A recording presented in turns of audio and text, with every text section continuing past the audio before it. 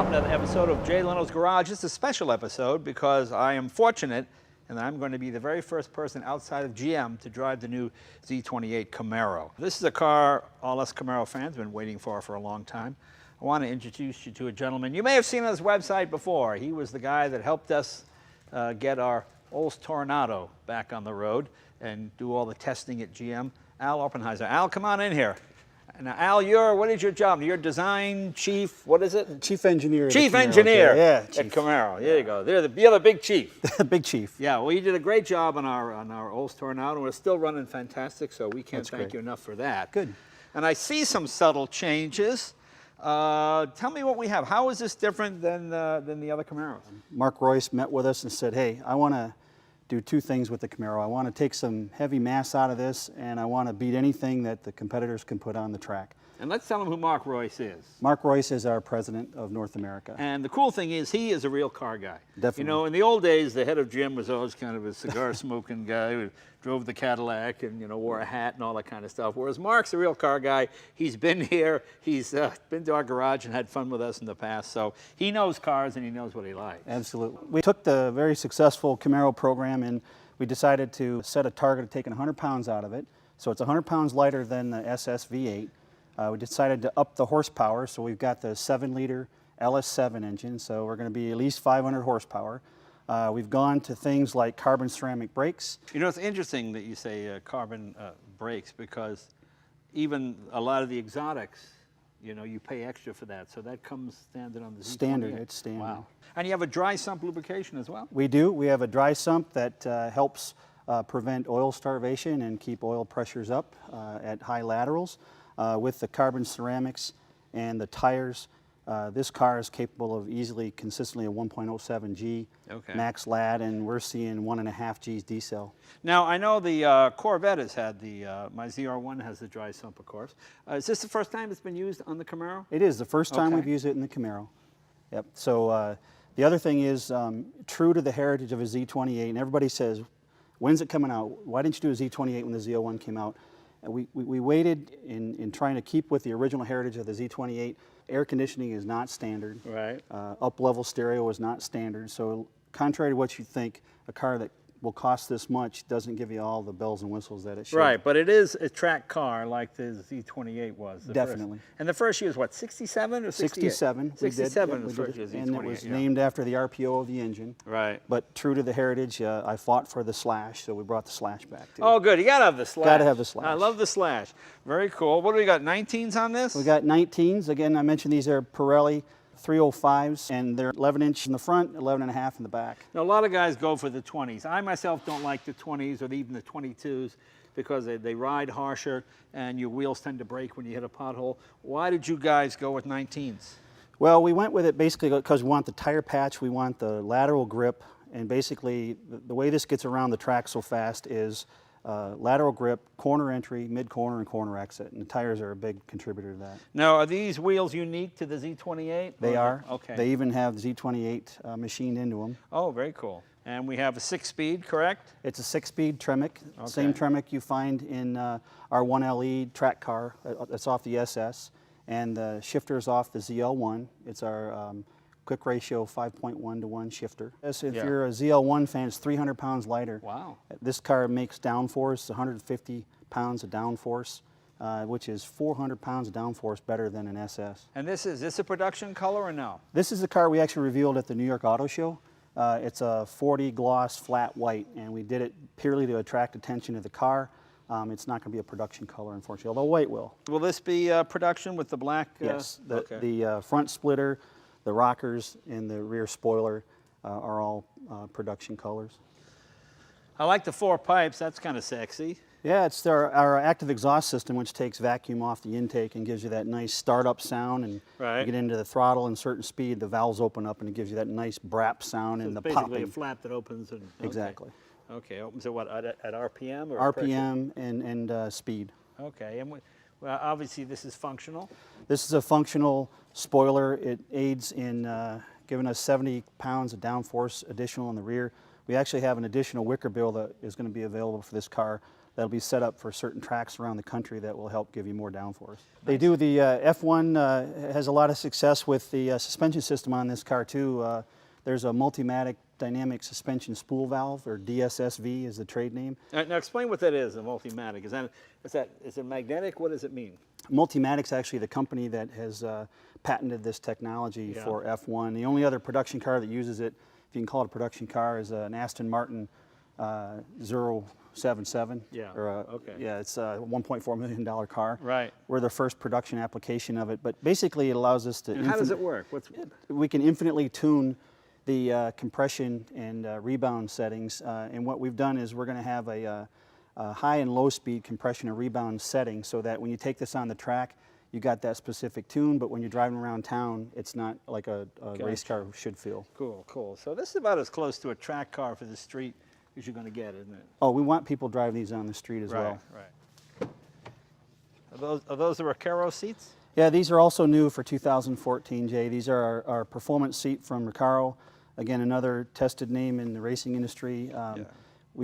Part of the mass reduction is this nice Recaro seat has manual height and fore-aft adjustment. Yeah, I like manual adjustment. You know, my rear end isn't that big that I need electric motors to move it back and forward. And having that extra 30, well, yeah, of course you're going to need it, but yeah.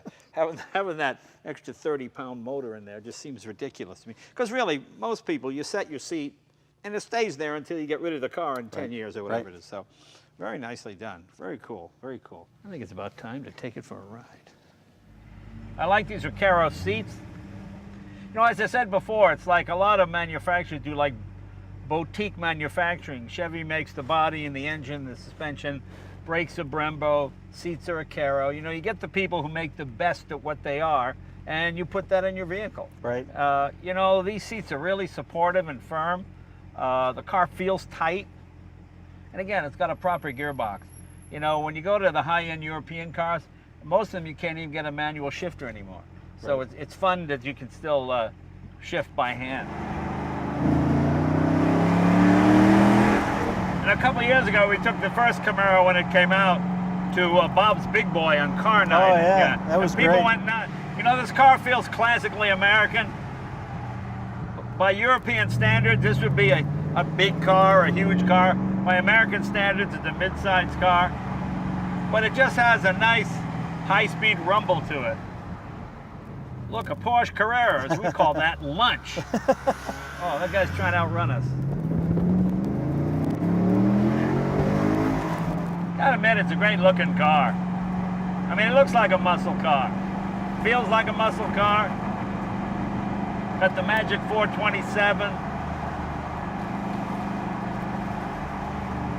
Kind of a throwback to the old Z28, but on steroids. And it goes. It's got a lot of bottom end torque. It's got a nice rumble to it. I don't know what the old Z28 got for mileage. What, about 14, something like that? Oh, if that, yeah. Yeah. Whereas this, you're in the 23 mile per gallon range. That's pretty good. Over 500 horsepower, 6 speeds. It tracks very nicely. Yeah, that's one of the things with the damper software we've got is high-speed damping, low-speed damping, so it doesn't give you that wander. We call it trough wander when you get the car strips. What do you think these will go for? Well, with all the racing focus we got on this and the high-end parts like the Brembo carbon ceramics and so on, it's going to be more of the Z01, which is 56.5. So this will be north of that.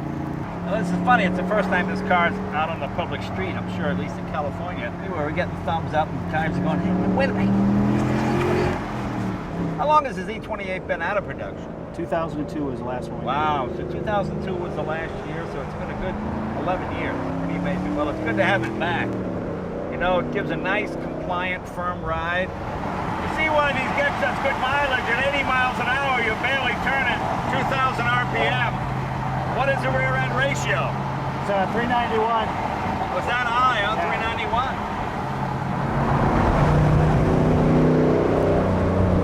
I just like the fact that if you really want to make a full-out track car out of it, you can. No air, the bass radio, mechanical seats, 6-speed, and this is not available with an automatic, right? No, it's not. Okay, so it's only the true aficionados will get the Z28. You know, in some ways I feel sorry for the aftermarket guys, because in the old days you'd buy a Z28, then you'd buy the Recaro seats, then you'd buy all the options, the sport wheels, maybe upgrade the brakes. But really now you have the manufacturer building the best Z28 they can, essentially. I mean, I don't know any way an aftermarket person could maybe improve this. I don't think so. Unless you went something illegal with a chip of some kind. Well, we're actually going to offer these Z28 parts with our Chevrolet Performance catalog. So if you have an SS, you can start buying parts to upgrade it with our own GM parts. Oh, that's very cool. Because when I was a kid, they had what, the Copo production order. That was the, there was sort of a secret catalog. If you knew somebody, you could order these parts for your Camaro or Corvette, whatever you wanted. But now the dealer knows that people know, and they give you the whole package, which I think is fantastic.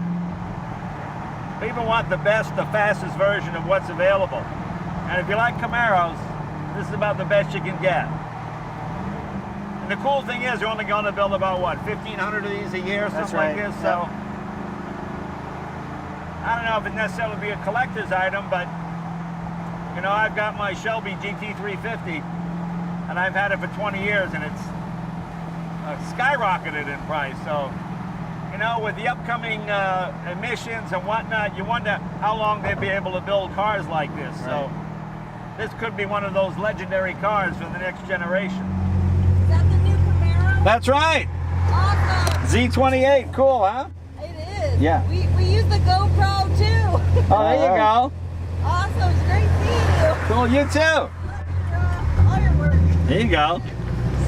That was pretty good. You saw that blonde flag us down to ask about the Z28. How often does that happen? Two middle-aged guys get flagged down to ask about their car. So imagine how well you'll do if you buy one. So, Al, thank you very much. What a thrill to be the first person outside of GM to get to drive this. And go for a test drive. I think you'll be impressed. It's a true muscle car, and it handles like a sports car, and it's a great-looking car. So sorry about the burnout. We'll do that one of these days. See you later.